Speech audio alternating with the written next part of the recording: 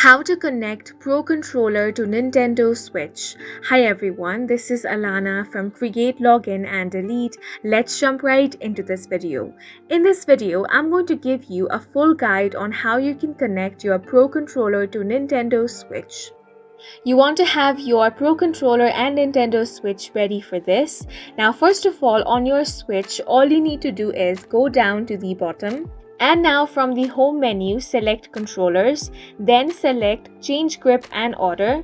Now you want to press and hold down the sync button for at least 1 second on the Pro Controller you wish to pair.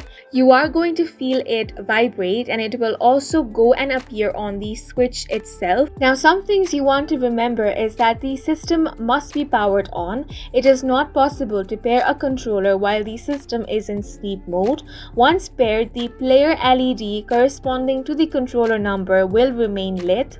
Up to 8 wireless controllers can be paired to a Nintendo Switch system. However, the maximum number of controllers that can be connected will vary depending on the type of controllers and features that are used. Now, once you have paired it, you are going to feel the vibration sensation. You simply want to press on the A option and then you will be able to use the controllers.